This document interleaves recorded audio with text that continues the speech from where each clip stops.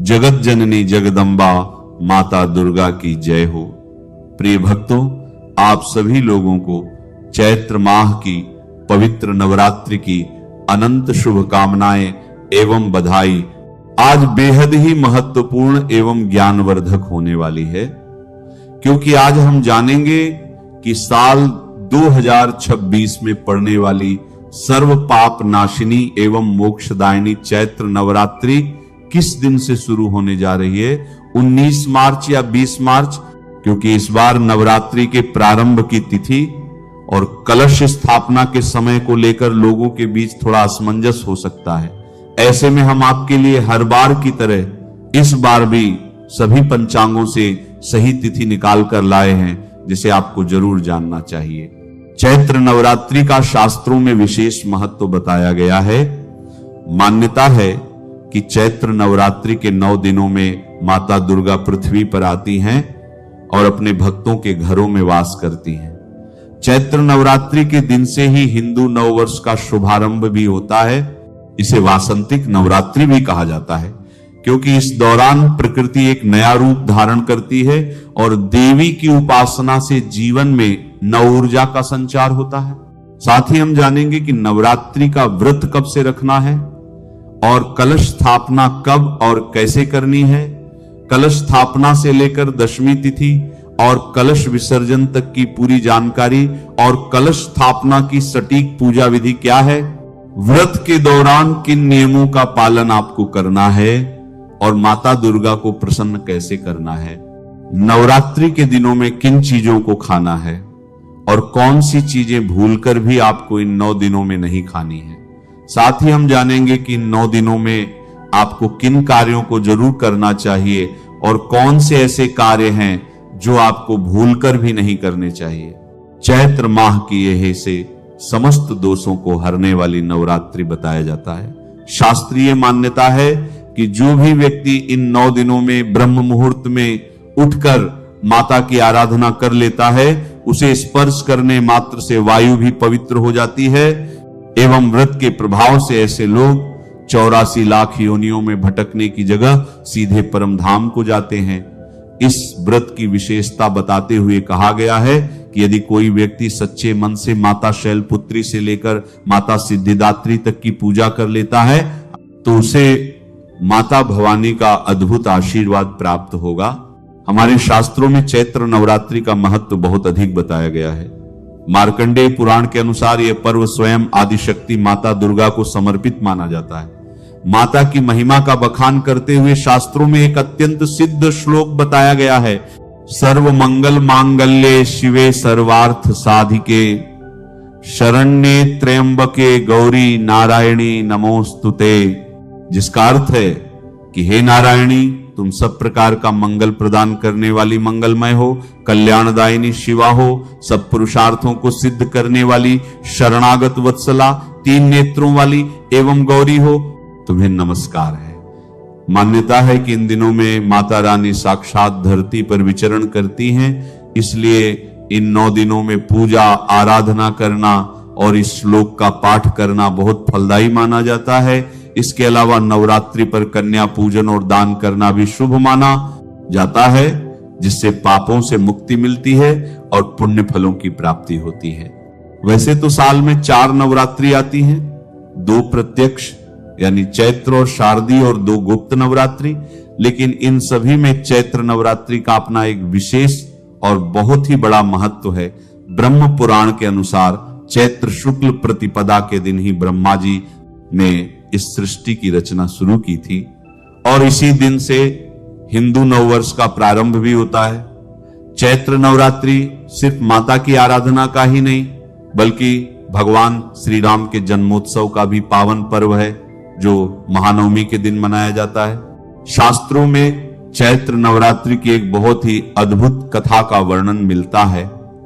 प्राचीन काल में सुदर्शन नाम के एक राजकुमार थे, जिन्हें उनके शत्रुओं ने राजपाट छीनकर जंगल में खदेड़ दिया था। वन में भटकते हुए सुदर्शन ने माता भगवती की कठोर तपस्या की और चैत्र नवरात्रि के 9 दिनों तक निराहार रहकर उनका ध्यान किया। राजकुमार की सच्ची भक्ति से प्रसन्न होकर साक्षात जगत जननी मां दुर्गा प्रकट हुई और उन्हें अजेय होने का वरदान दिया।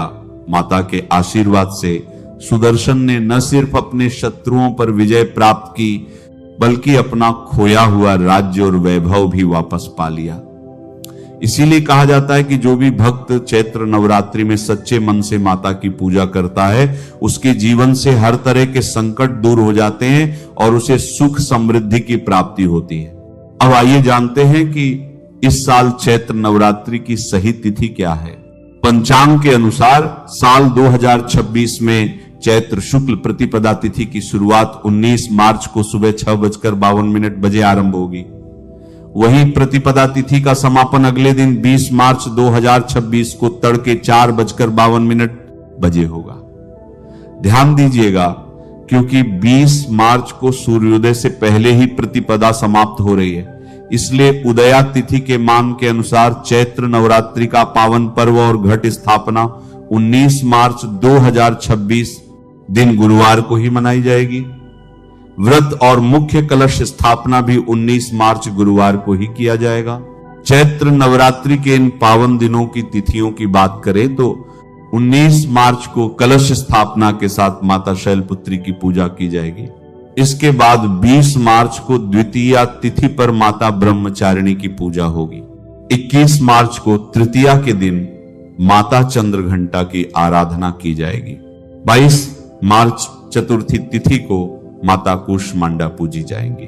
23 मार्च पंचमी को माता स्कंदमाता और 24 मार्च षष्ठी को माता कात्यायनी की उपासना होगी।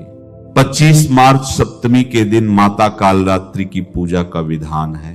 26 मार्च को महाअष्टमी के दिन माता महागौरी की पूजा और कन्या पूजन किया जाएगा। 27 मार्च महानवमी के दिन माता सिद्धिदात्री की पूजा और भगवान श्री राम का जन्मोत्सव यानी रामनवमी मनाई जाएगी। इस नवरात्रि के पहले दिन सबसे पहले आपको कोशिश यही करनी है कि आप सूर्योदय से पूर्व उठ जाएं। उठकर स्नान आदि कर्मों से निवृत्त होकर घर और भगवान के मंदिर को साफ करें। अब आइए जानते हैं कलश स्थापना की विधिवत पूजा विधि। पूजा स्थान को गंगा जल से शुद्ध करके वहां एक साफ लकड़ी की चौकी रखें और उस पर लाल रंग का पवित्र वस्त्र बिछाएं। इसके बाद माता दुर्गा की प्रतिमा या चित्र को स्थापित करें। अब एक मिट्टी के पात्र में थोड़ी सी साफ मिट्टी डालकर उसमें जौ बो दें। इसके बाद एक तांबे या मिट्टी के कलश में शुद्ध जल और गंगा जल भरें। कलश के जल में सुपारी, सिक्का, अक्षत और दूर्वा डालें। कलश के मुख पर आम या अशोक के 5 पत्ते रखें और उसके ऊपर एक जटा वाला नारियल लाल कपड़े में लपेटकर और कलावा बांधकर स्थापित करें। कलश को जौ वाले पात्र के बीचों बीच रख दें। फिर भगवान गणेश, माता दुर्गा और सभी नवग्रहों का ध्यान करते हुए कलश स्थापना पूर्ण करें। माता के सामने एक अखंड घी का दीपक जलाएं और हाथ में जल, फूल या चावल लेकर 9 दिनों के व्रत का संकल्प करें। माता को लाल पुष्प, चुनरी, रोली, अक्षत और मिष्ठान का भोग अर्पित करें। इसके बाद माता को शीघ्र प्रसन्न करने के लिए उनके सबसे शक्तिशाली नवार्ण मंत्र ऊऐ ह्रीं क्लीं चामुंडाय विच्चे का कम से कम 108 बार जाप अवश्य करें। इसके बाद दुर्गा सप्तशती का पाठ करें। 2026 में चैत्र नवरात्रि पर यदि मुहूर्त अनुसार कार्य किए जाएं तो कार्य सिद्ध होते हैं। इन 9 दिनों में घर को पूर्ण रूप से साफ रखें। झाड़ू पोछा करके घर को सुव्यवस्थित करें। जूते चप्पल को मंदिर के पास या रसोई में भूलकर भी ना रखें। यदि घर गंदा रहता है या वस्त्र बिखरे रहते हैं तो देवी का प्रवेश रुक जाता है। साफ सुथरे और सुवासित स्थानों पर ही ईश्वरीय शक्तियां वास करती हैं। इन दिनों में बुजुर्गों, कन्याओं, संतों और गौ माता की सेवा विशेष रूप से करनी चाहिए। नवरात्रि के दिनों में मन, वचन और कर्म से शुद्ध रहना अत्यावश्यक है। झूठ, धोखा, चुगली या किसी का अपमान करने से बचना चाहिए। यदि कोई भक्त केवल बाहरी पूजा कर रहा है लेकिन भीतर से छल से भरा हुआ है तो उसकी पूजा माता भवानी स्वीकार नहीं करती। इस दिन गरीबों को अन्न, वस्त्र, फल और मिष्ठान का दान करना अत्यंत शुभ होता है। भोजन के नियमों की बात करें तो नवरात्रि के दिनों में किसी भी मनुष्य को मांसाहार का सेवन भूलकर भी नहीं करना चाहिए, साथ ही साथ मदिरा पान करने से भी बचना चाहिए। यदि आप व्रत करते हैं तो अच्छी बात है, पर यदि घर में कोई ऐसे सदस्य हैं जो व्रत नहीं रख सकते तो उन्हें भी भूल से भी बैंगन की सब्जी, मसूर की दाल, मूली, प्याज, लहसुन और किसी भी प्रकार के तामसिक भोजन का सेवन नहीं करना चाहिए, क्योंकि नवरात्रि में इन सभी चीजों को खाना तमोगुण होने के कारण मांस खाने के बराबर माना गया है। इन दिनों पूर्ण सात्विक भोजन ही करें। व्रत रखने वाले कुट्टू का आटा, सिंघाड़े का आटा, साबूदाना, सेंधा नमक, आलू, ताजे फल और दूध से बनी चीजों का ही सेवन करें। जो लोग पान, मसाला, गुटखा, सिगरेट आदि चीजों का सेवन करते हैं उन्हें भी इन नशीली चीजों से एकदम दूरी बनाकर रखनी चाहिए। यदि आप इस चैत्र नवरात्रि में अपने जीवन में माता रानी की असीम कृपा प्राप्त करना चाहते हैं तो शास्त्रों के अनुसार नवरात्रि के दौरान कन्या पूजन का विशेष महत्व है। अष्टमी या नवमी के दिन 9 कन्याओं और एक बालक, जिसे बटुक भैरव का स्वरूप माना जाता है, को अत्यंत आदर और प्रेम पूर्वक अपने घर आमंत्रित करें। कन्याओं के घर प्रवेश करते ही सबसे पहले किसी स्वच्छ पात्र में उनके चरण धोएं और साफ कपड़े से पोंछकर उन्हें एक पवित्र आसन पर बिठाएं। इसके बाद सभी कन्याओं के माथे पर कुमकुम या रोली और अक्षत से तिलक करें तथा उनके हाथों में रक्षा सूत्र यानी कलावा बांधें। माता रानी के लिए जो आपने विशेष सात्विक भोग तैयार किया है, जिसमें मुख्य रूप से सूजी का हलवा, काले चने की सब्जी और पूरी शामिल होती है, वह कन्याओं को अत्यंत श्रद्धा के साथ परोसें। जब कन्याएं प्रेम पूर्वक भोजन कर लें तो अपनी क्षमता और सामर्थ्य के अनुसार उन्हें दक्षिणा, लाल चुनरी, कोई उपयोगी वस्तु, खिलौने या ताजे फल उपहार स्वरूप भेंट करें। अंत में सभी कन्याओं के चरण स्पर्श करके माता रानी का ध्यान करते हुए उनसे आशीर्वाद प्राप्त करें। ऐसा माना जाता है कि कन्याओं के प्रसन्न होने से साक्षात माता भवानी प्रसन्न होती हैं और घर में सुख, शांति और समृद्धि का वास होता है। इसके पश्चात 28 मार्च को दशमी तिथि के दिन नवरात्रि व्रत का पारण किया जाएगा और कलश विसर्जन के साथ इस महापर्व का विधिवत समापन होगा। दशमी तिथि की सुबह स्नान आदि से निवृत्त होकर माता की अंतिम पूजा करें और उन्हें हलवा पूरी का भोग लगाएं। इसके बाद कलश विसर्जन की प्रक्रिया शुरू करें। विसर्जन से पहले हाथ में चावल और फूल लेकर माता से 9 दिनों की पूजा में हुई किसी भी भूल चूक के लिए क्षमा याचना जरूर करें। फिर बड़े ही आदर भाव से कलश को उसके स्थान से थोड़ा सा खिसका दें, जिसे कलश बढ़ाना भी कहते हैं। इसके बाद कलश पर रखे नारियल को आप प्रसाद के रूप में परिवार के साथ ग्रहण कर सकते हैं या फिर उसे बहते जल में प्रवाहित कर सकते हैं। कलश के अंदर रखे पवित्र जल को पूरे घर में आम या अशोक के पत्तों से छिड़क दें। इससे घर की सारी नकारात्मक ऊर्जा दूर हो जाती है और घर में सुख शांति का वास होता है। बचे हुए जल को आप किसी पवित्र पेड़ जैसे तुलसी या पीपल की जड़ में डाल दें। जहां तक जवारे की बात है तो कुछ जवारे निकालकर माता के चरणों में अर्पित करें, कुछ अपने घर की तिजोरी में बरकत के लिए रख लें और बाकी बचे हुए जवारों को मिट्टी के पात्र सहित किसी पवित्र नदी या बहते जल में विसर्जित कर दें। इसके साथ ही नवरात्रि की शाम को माता के मंदिर में एक घी का दीपक अवश्य प्रज्वलित करना चाहिए और गौ माता को प्रतिदिन ताजी रोटी खिलानी चाहिए। ऐसा करने से आपके जीवन में चल रहे सभी प्रकार के दोषों से मुक्ति मिलती है। शास्त्रों और पुराणों के अनुसार नवरात्रि के दिनों में किया गया पूजन और साधना बहुत शीघ्र फल देने वाली मानी गई है। इसीलिए इन दिनों में पूजा करते समय विशेष सावधानी और पवित्रता का पालन करना आवश्यक बताया गया है। यदि पूजा में लापरवाही, अशुद्धता या नियमों की अनदेखी की जाती है तो माना जाता है कि पूजा का पूर्ण फल नहीं मिलता और साधना का प्रभाव भी कम हो जाता है।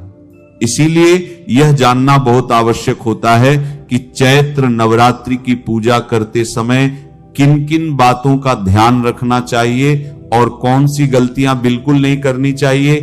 सबसे पहले यह ध्यान रखना चाहिए कि नवरात्रि के दिनों में घर और पूजा स्थान की शुद्धता अत्यंत आवश्यक होती है। शास्त्रों में कहा गया है कि जहां देवी की स्थापना की जाती है वह स्थान पूरी तरह साफ सुथरा और पवित्र होना चाहिए।